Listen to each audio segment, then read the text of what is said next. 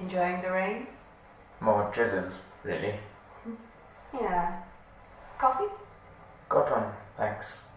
How about a coffee you haven't let get stone cold? I'm good, thanks.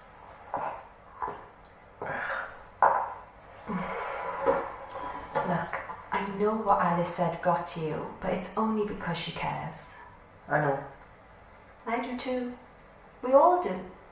Well, maybe not Lena. You barely know me. Maybe. Then again, maybe digging into sinister secrets together boosts you up the old affection track a bit. Yeah, maybe. But that's not it, is it? Not entirely. It's more... What if she's right? About stopping with the Institute stuff. About working for the OIR. I know Alice can square it with her whole everything's evil in late-stage capitalism thing, but I don't know if I can. You thinking of quitting? Maybe. Whatever weird, creepy stuff is going on, I'm really starting to doubt we're on the right side of it.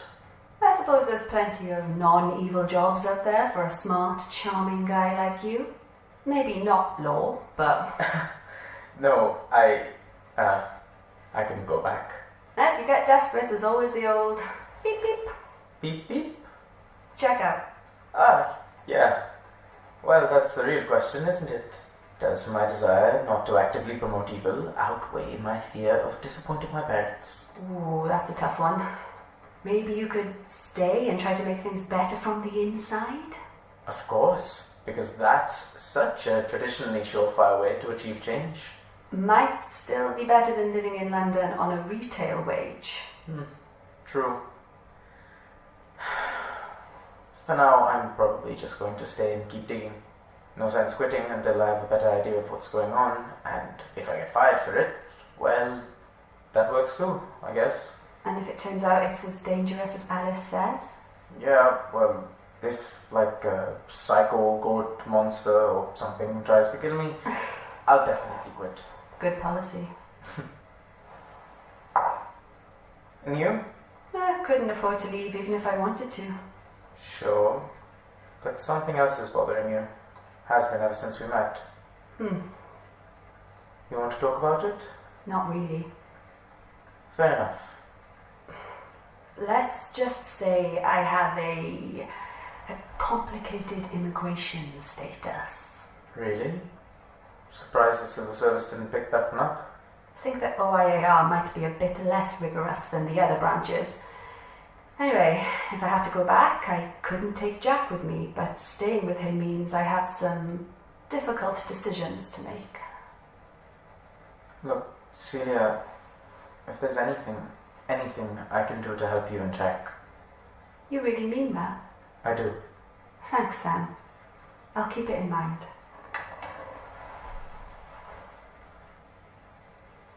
Well, if neither of us is quitting, we should probably get back. Yeah. Institutional evil doesn't just grow on trees, right? Yeah.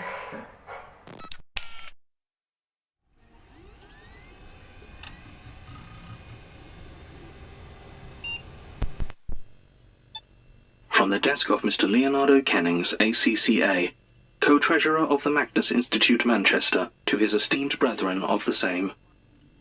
My most distinguished colleagues, by now I'm sure you have all read the proposal in detail and made your own personal assessments of the formulae and calculations submitted by Dr. Welling and his team. I wouldn't for a moment criticize the fine work they've done, or the compelling case they've made for the potential transmutative properties of the dome. Nor do I believe they are mistaken about the potential power we might be able to harness were we to sponsor an exhibit of our own there. I cannot, however, in good conscience support the project as it has been laid out, nor do I believe it is a useful expenditure of the Institute's significant, but certainly not infinite, financial and political resources. I have spoken before about my concerns over the choice of the millennium as the date for our grand experiment. I do accept, to a certain degree, Dr. Welling's proposition that the turning of the millennium is an important psychological focus of transmutation, thanks to the cultural emphasis of change placed upon the shifting of an age. That said, I still believe that determining the date should be the provenance of the astrological, not the cultural. The constellations have played a key role in our researches for centuries, and I fully reject the notion that they should be dismissed as irrelevant to the great work in such a way as the Christian God has been summarily discarded. It should be kept in mind that the year 2000 has no relevance for cultures that do not use the Gregorian calendar, of which there are many. It means nothing to the Chinese, Indian, or Hebrew calendars, and thus excludes vast swathes of the global population from our equations. The stars, by contrast, are eternal and near unchanging, thereby providing a far more stable base for a project that has always been conceived of as a universal transmutation. I understand, of course, that this particular debate is one that myself and those who think as I do have long since lost, and I do not wish to reawaken old schisms when a unity of purpose is so profoundly vital to the success of our endeavours at this time. Nonetheless, I believe it is worth raising once again in relation specifically to the Millennium Exhibition proposal, as to go forward with this would tie our intentions even more irrevocably to this conception of Gregorian dates as having true and meaningful significance. Even beyond this admittedly more abstract consideration, I believe that the Dome project is almost uniquely dangerous to our work as a place of power. The calculations provided by Dr. Welling and his team presuppose that any outputs from the site will be broadly balanced, that as a symbol of the future, it captures both optimism and despair, the belief in a better world, and the terror that a new millennium will bring nothing except new ways to suffer. It is my belief, however, that the actual balance of energies involved will be profoundly skewed towards the fearful and despairing, thus invalidating the majority of the calculations provided by Dr. Welling and his team. Public support for the Dome is limited at best, and the stated plans hardly inspire confidence in its utopian ideals. Even beyond this, however, Dr. Welling's calculations have failed to account for aspects of stagnation. This modern social and political order following the fall of the USSR has taken root in the popular imagination as a natural and final state of society with an emergent and inherent stability. The turning of the millennium is therefore felt as an end of history, to borrow a term, and in this context the Dome may be seen as a monument to this order, a full stop, not to mention a desperate cry for relevance from an imperial power locked in a death spiral of diminishing importance.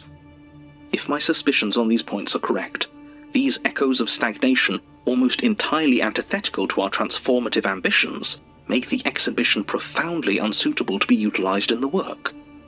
And this is not to mention the location problem, as I believe it may already be in the process of developing into a locus without our intervention. You are familiar with the peninsula on which the edifice is to be constructed. Dr. Welling et al. Explained it in the proposal, though not in great detail. Specifically, I would note that they rather glossed over its history as a gasworks, and the incredible levels of soil toxicity that still remain in the area, currently the focus of much of the building and land reclamation efforts that will ultimately allow for the Dome's construction. Knowing this proposal was forthcoming and suspecting that it would elide this particular concern, I myself made the journey down to London some weeks ago to personally inspect the site. I still have connections and clout enough to have a tour arranged on my behalf, and what I saw there troubled me deeply. The labourers were in poor shape, grey-faced with blank expressions, as they shifted barrows of dirt and shovelled sodden earth with such rhythmic defeat that were it not for the bright yellow of the excavators and the omnipresent fluorescent waistcoats, I might have believed it an etching of some grim Victorian salt mine. Their fingernails were cracked and dirty, their voices were hoarse, and their words often gave way to ragged bouts of coughing.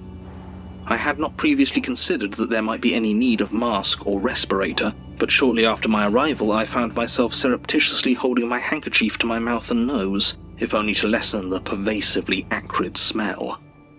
The foreman, a sprightly young man whose weak moustache gave him the air of an overambitious school prefect, was talking excitedly about the engineering of the building, about struts and sheets and material loads, and when I asked him how long he expected the Dome to stay up, he went quiet for a moment. He told me he wasn't sure. "Could be there forever," he said, with an odd manic edge to his voice. "Or it could be gone in a year. You just never know, do you? You never know what's coming." Something about the way he articulated this thought, this clearly disordered conception of the future, sat rather ill with me. I began to develop another suspicion. that the contaminants of the place were not simply chemical in nature, but may have contained a more psychical poison. To be clear, had that been the extent of what I observed, I would not be so vociferous in my opposition to Dr. Welling's proposal. Unfortunately, it very much was not. Following my guide's strange comments, I began to hang back somewhat from the rest of the group, attempting to make my own determinations without the consideration of being watched. I espied a worker operating one of the concrete mixers that arrested my attention. He was of East Asian descent, Pakistani, I believe, and his face was locked on the aperture of the mixer, spinning round and round, as though hypnotized by the motion. There was no one else in sight, and it seemed to me as though the din of industry and construction had faded somewhat, like it were muted as he stood in his senseless reverie. Abruptly, he turned and walked over to a nearby ditch that was in the process of being dug out for the foundations. I could see the telltale indications of heavy metals in the earthen edges of it, but he took no precautions as he hopped down into it and began to stare at the wall of the trench, as transfixed as he had been at the mixer. Were I writing for a less learned and experienced audience, I might take some time here to caveat my reliability and sanity, but given none of us are strangers to the strangeness of our work, I will speak plainly of what I saw for the sake of brevity. From the dirt of the wall emerged the same man as was standing before it. He clawed his way out, slowly, painfully, as though it were a grave. But this second version of the worker was not identical. His hair was white, his skin wrinkled and pitted with age and illness, and his every movement slowed with the agony of infirmity. Were I to guess, I would say he was some 40 or 50 years older than the man with whom he was twinned. The younger version, for his part, seemed to break out of whatever reverie had overtaken him, with an expression of purest terror across his face. He moved to scream, but before he could utter more than the most perfunctory of cries, the older, or perhaps newer, version of him, depending on one's perspective, covered the original's mouth with gnarled and twisted fingers. Despite his, or perhaps its, apparent age, this elderly copy was clearly possessed of enormous strength, and was easily able to pull the young construction worker towards the dirt wall from which it had emerged. The struggle was grim and desperate, but not particularly lengthy, and in less than a minute, both had vanished into the polluted ground. The last thing I saw of them both being the poor young man's horrified eyes disappearing into the darkness and mud. I rejoined my guide without comment, and had no other encounters worth noting here during my visit beyond the general malaise induced by the sight, of which I have previously spoken. It should be clear enough, then, why I felt compelled to write in opposition to Dr. Welling and his team's proposal to become involved with the Millennium Exhibition and the dome that is to house it. It is my firm belief that not only is this site already on its own journey to become a decidedly hostile locus, but that the future it represents, and that we are being pushed to incorporate into our grand ritual, is unfit, being so profoundly and irrevocably poisoned. I thank my brethren for their time considering these letters, and wish them insight in their works. You bastard. You wanted him to read this, didn't you? Just slipped it into his caseload all subtle-like and waited for him to hear it. Well, not this time. I see what you're doing, trying to lead him on, feeding his obsession. Colin was right about you. What do you want? Who's in there? Alice, may I ask why you are investigating Sam's terminal? Sam was having an issue with it earlier, same errors as mine, and since Colin's still not around, I thought I would give it a quick go, see if I couldn't copy Gwen's solution for him. I see. And I presume that Sam consented to your intervention? Yeah. Yes. Well, regardless, he really shouldn't be sharing terminal access like this. It's a security risk. I'll, let him know when he gets back. Please do. In the meantime, I would suggest you return to your own terminal. We wouldn't want these technical issues to put you behind your own caseload, now would we? Yeah, sure. Can I speak freely for a moment? Do you ever not? Fair, but look, serious talk a moment. We're going to struggle to keep on top of everything without Colin. Everything keeps breaking, and we don't know the first thing about fixing it. Interesting. If anything, my data seems to indicate the system is actually functioning slightly better without his interferences. Oh, well, I don't know about that. No, you wouldn't. Well, I should probably... Have you heard from Gwen tonight? What? No? Why, should I have? It's nothing. I simply wondered if you had heard from her tonight. She is late returning from her assignment. Something's up. You look worried. You never look worried. Only about your caseload after all these interruptions. Of course. Do let me know if Gwen contacts you. Will do. What did you do?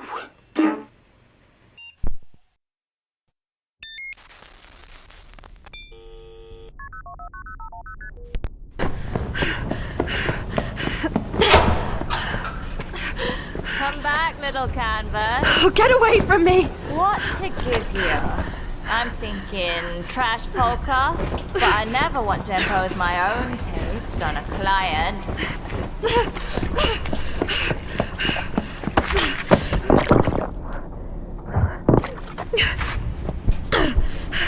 Shit! Shit! You sound like someone who might have a family crest. Maybe we could riff on that. Or perhaps a silver spoon done across the face. Choices.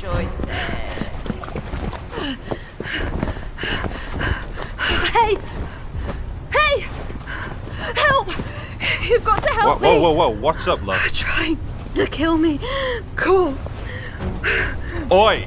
Back off. I'm warning you. Nice ink.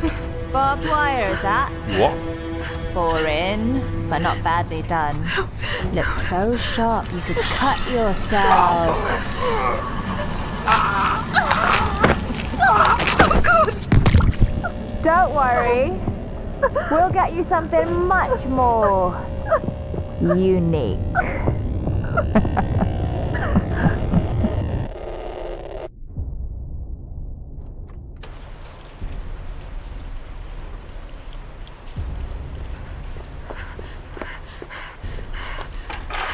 No. End of the road, Princess Civil Service. Please don't. You know, when you first walked in, I was just gonna give you a bit of ink. Something small to keep you up at night. But now we're gonna have to get creative.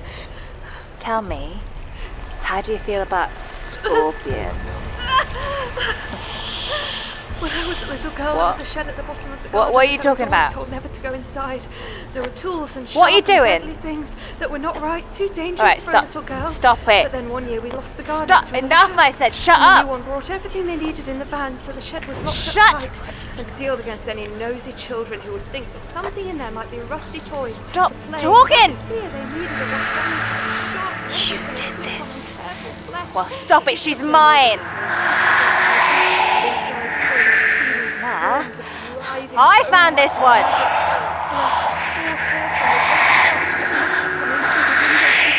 Damn it. Fine. Go get her then. Did you hear me, freak? She's all yours.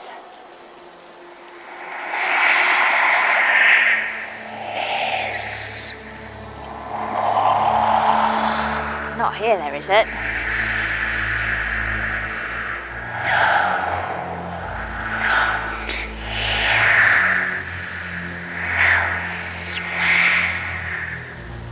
Yeah, whatever. Manky old git. Oi! You left your... Ah! Mother...